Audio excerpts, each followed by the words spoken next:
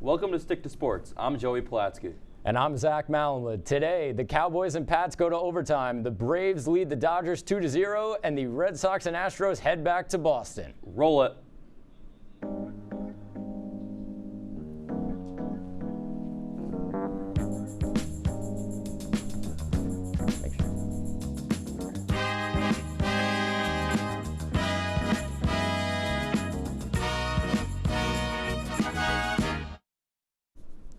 CeeDee Lamb waved the New England Patriots off their home field as the Dallas Cowboys came out of Foxborough victorious with a 35-29 overtime win. Dak Prescott threw for 445 yards as America's team is now 5-1 and the only NFC East team with a winning record. Zach, do you have the Cowboys winning the NFC East this year? The Cowboys are easily going to win the NFC East this year. There is no team even close to the level that they are at. Barring no major injuries, the Cowboys will win more than 11 games this year. Remember that, Joey. At this moment, the Cowboys have to play against just 3 teams over 500 for the rest of the regular season. Remember those discussions when Dak was looking for a contract extension? He is absolutely unbelievable, and the Cowboys have a bright future ahead of them at quarterback. And he's second in the league in completion percentage and third in the NFL in passing touchdowns. He's a beast. Yeah, I'm with you. Obviously, I think the Cowboys are easily going to win the NFC East this year. And like you said, I got the winner of the division winning at least 10 games this year. I thought the Giants were going to have a good shot at it, and then you got all these injuries with everyone on the offense. Washington and Philadelphia are also 3 games behind already, and the Cowboys offense is looking really good. I think they're going to win 10 games and win the NFC East this year. The Arizona Cardinals are 6-0 after a 37-14 win yesterday on the road against the Cleveland Browns. Cardinals quarterback Kyler Murray threw for 229 yards and 4 touchdowns, with 2 of them going to star wide receiver DeAndre Hopkins. On the other side, Baker Mayfield left the game in the third quarter after dislocating his non-throwing shoulder. The Browns now fall to 3-3 on the season. Joey, are the Cardinals Super Bowl contenders? They're off to a great start. They're the lone undefeated team left in the NFL right now, but no, I don't have them as Super Bowl contenders. I don't think they get past the Rams or the Packers in the playoffs. The NFC's so tough right now. The Cardinals are really good. They're not top 2 right now, but they've also won by a lot more yesterday against the Cleveland Browns than personally I was expecting. I thought it was going to be a close game, but it turned out to be a sizable victory for them. DeAndre Hopkins, we know, is a top 3 wide receiver in my book. Christian Kirk and A.J. Green were played so well yesterday. And also James Conner, 74 rushing yards. I think he's one of the reasons this team's undefeated right now. He's so solid in the run game for the Cardinals. Yeah, definitely. The Cardinals just get better and better each and every week. Kyler Murray is making a really strong case for the MVP right now in the NFL. Arizona is definitely Super Bowl contenders because of the talent they have on both sides of the ball. You named a bunch of those guys, but they just added Zach Ertz, a Super Bowl winning tight end, so they're going to be really good. The Baltimore Ravens shockingly blew out the Los Angeles Chargers 34-6 in a game that most people expected to be pretty close. The Ravens posted 187 yards of rushing, led by Devontae Freeman and Lamar Jackson, and the Ravens' defense was able to hold Justin Herbert under 200 yards. Zach, how surprised are you with the outcome of this game? This was shocking. For all the praise that Justin Herbert had been getting so far this season, the Ravens' defense tortured him.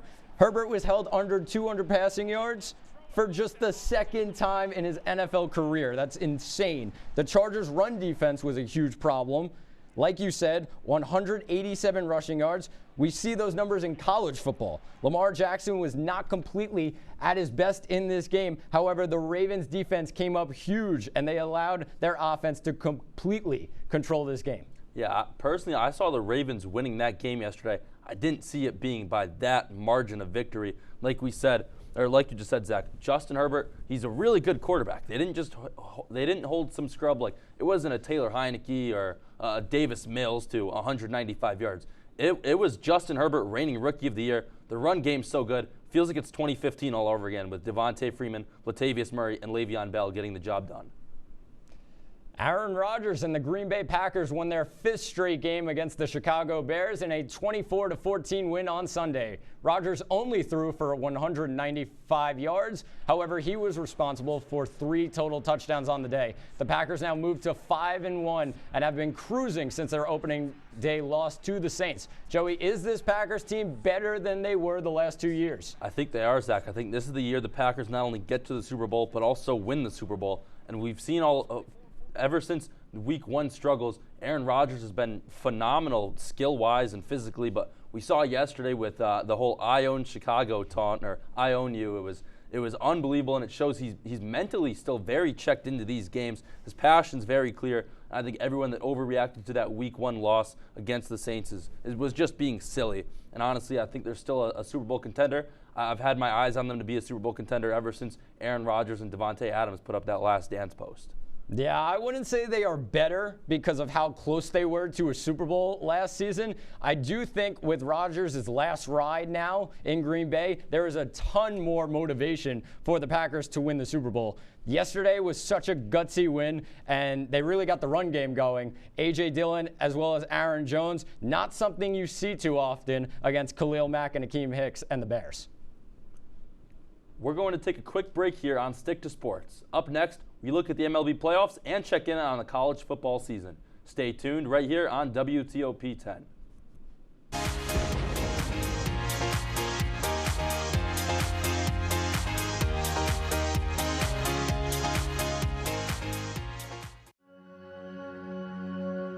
All across the country, people are coming together to speed up what we can learn about health. The All of Us Research Program is calling on 1 million people to join us as we try to change the future of health. For your family, for future generations, for all of us. Visit joinallofus.org and find out how you can become 1 in a million.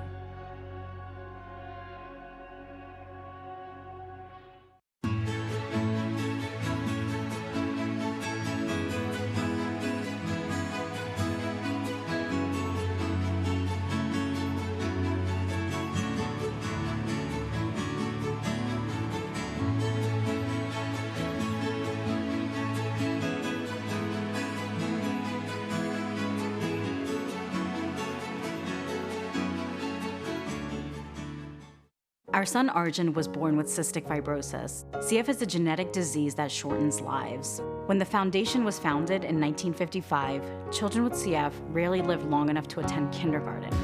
Today, thanks to the foundation's groundbreaking research, advocacy, and care, some people with CF are attending college, getting married, and starting families. We've made amazing progress, but until a cure is found for all people with CF, we will not stop. Help us add tomorrows. Visit cff.org today.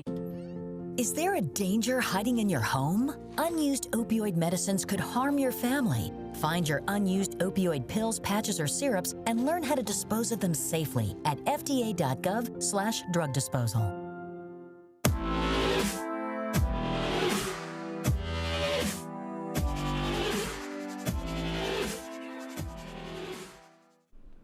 Welcome back to Stick to Sports. The Atlanta Braves protected home field, picking up 2 wins over the weekend and jumping to a 2-0 series lead.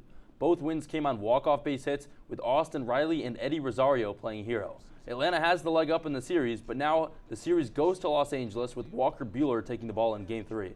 Zach, what's your reaction to how the series has started, and how do you see the rest of this NLCS going? This is an unbelievable start to this series. The Braves have been really good so far in these games.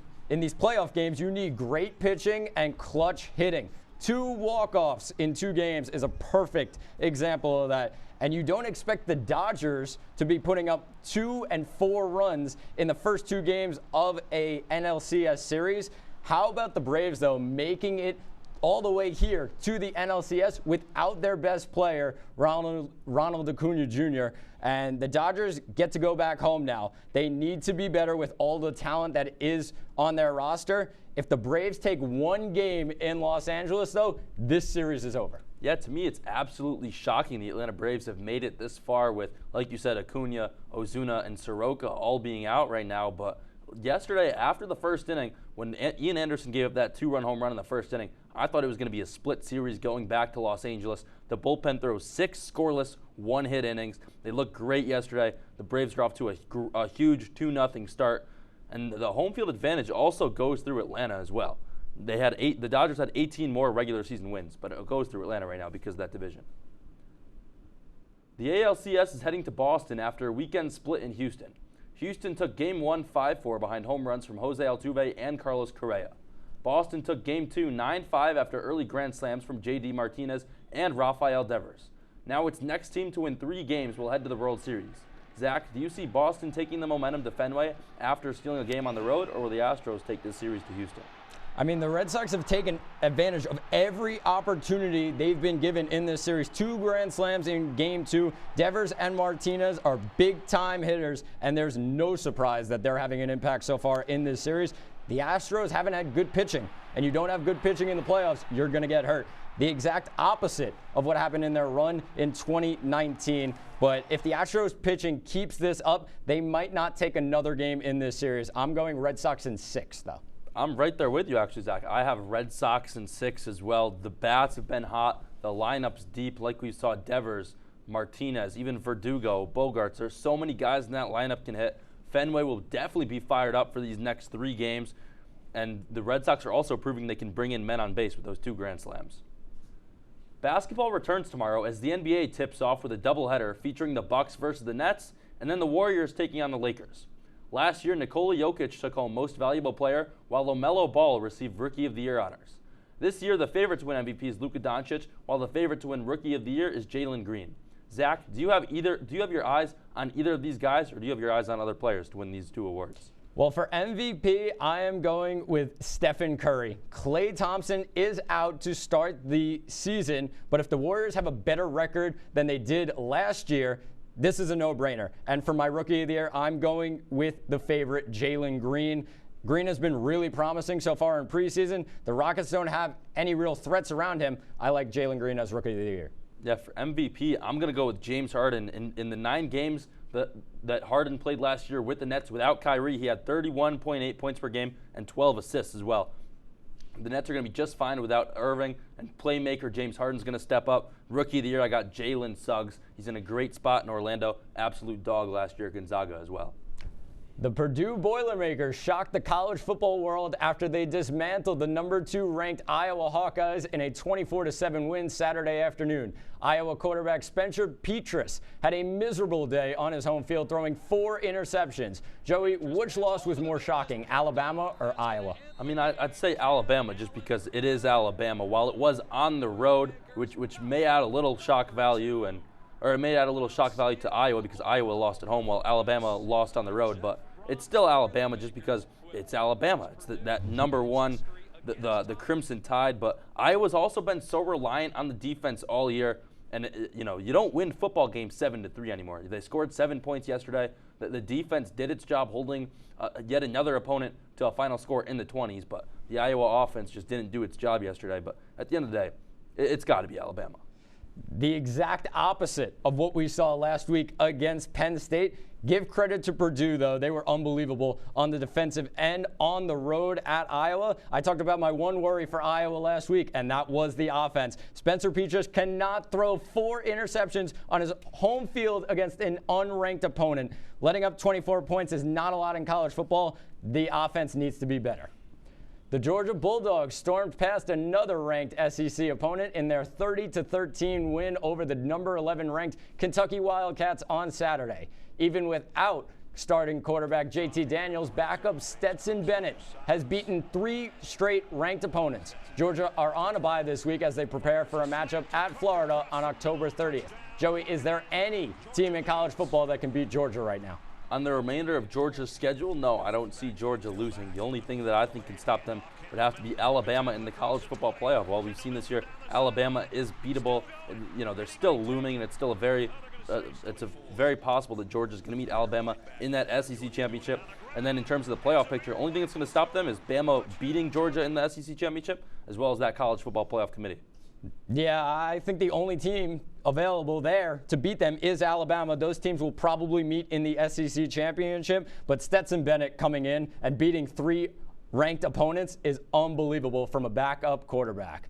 LSU and head football coach Ed Orgeron have agreed to part ways at the end of the 2021 season. Orgeron led an undefeated LSU team to a national championship back in 2019. The Tigers sit at 4-3 so far this season, but are coming off an upset win against, at the time, number 20 Florida.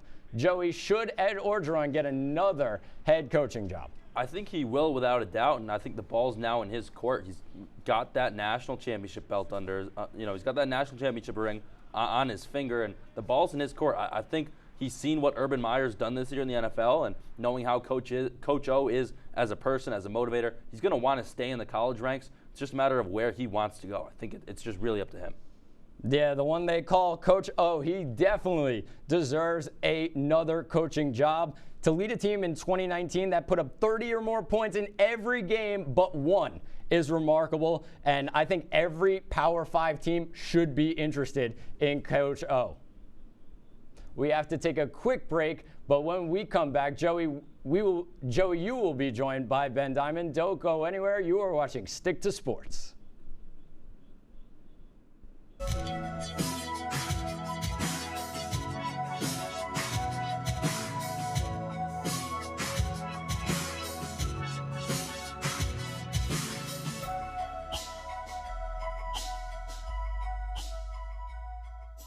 What would happen if I had to pick up the phone, call 911 for one of my family members or one of my neighbors? What would I do if no one was on the other end to respond? What if there was no 911?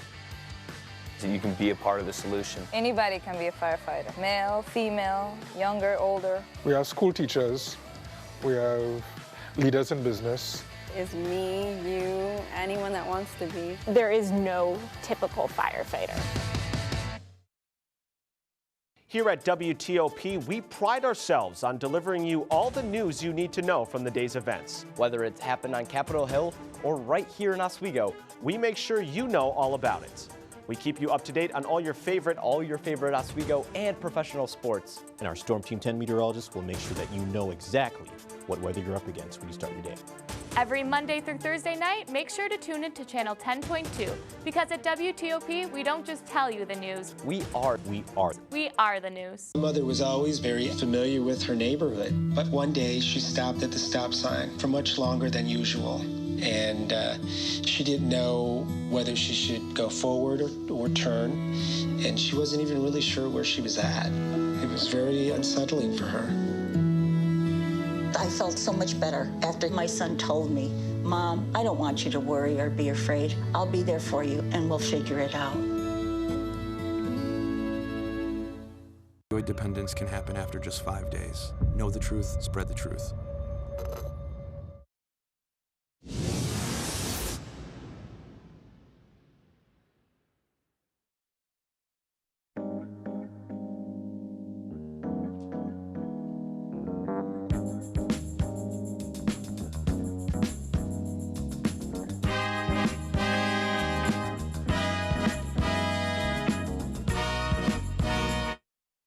Producers. Ben, what do you have for us tonight?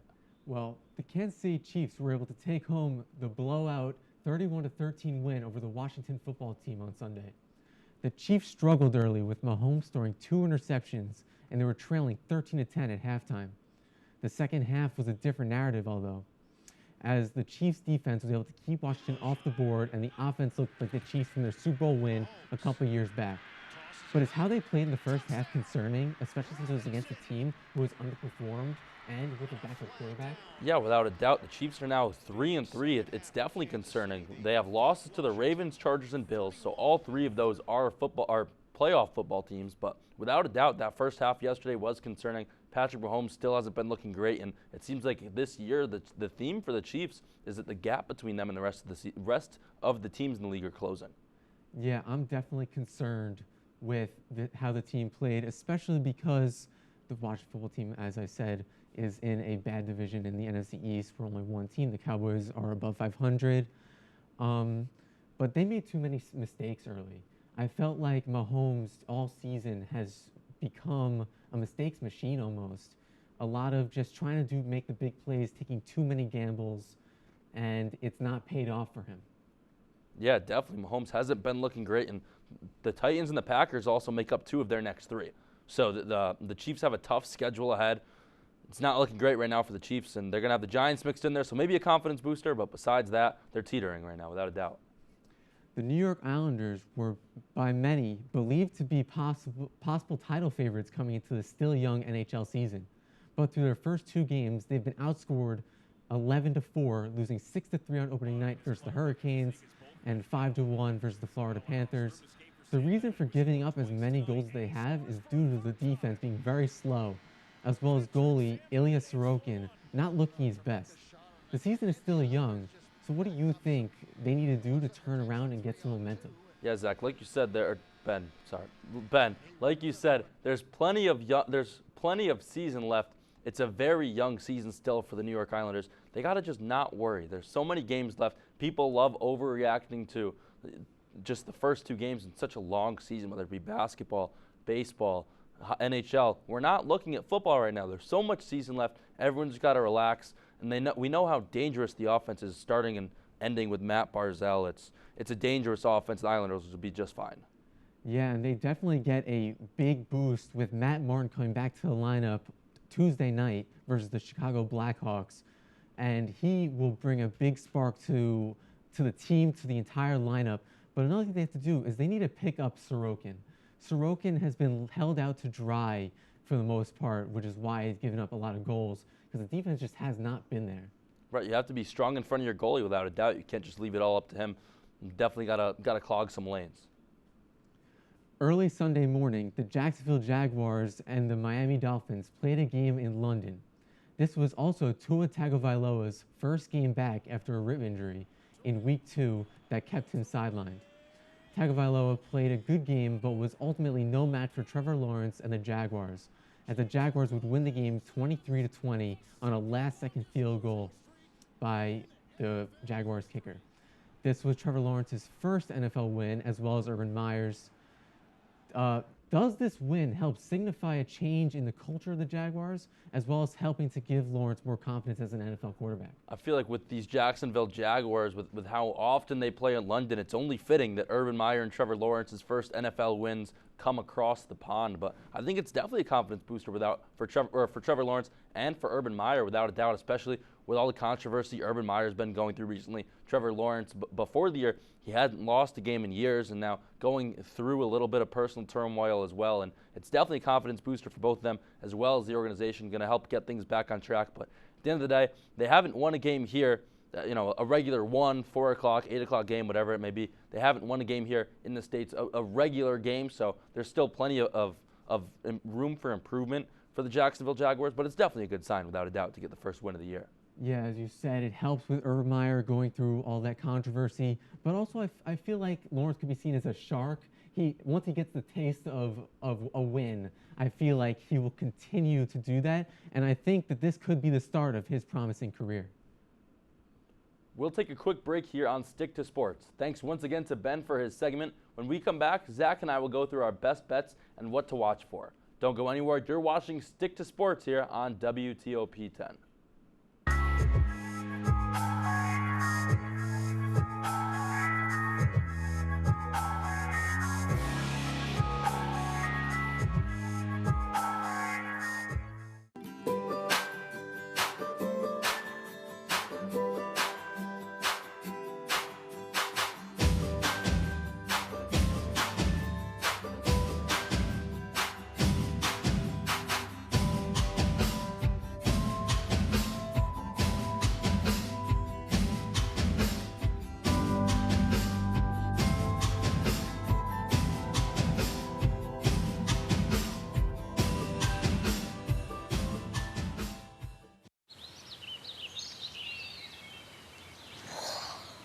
Oh, look, a redhead.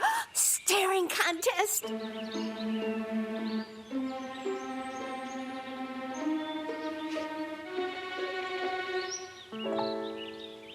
You still got it. I know. Come alive with the forest. The dad was cute. You were looking right at us. Visit discovertheforest.org to find a forest near you.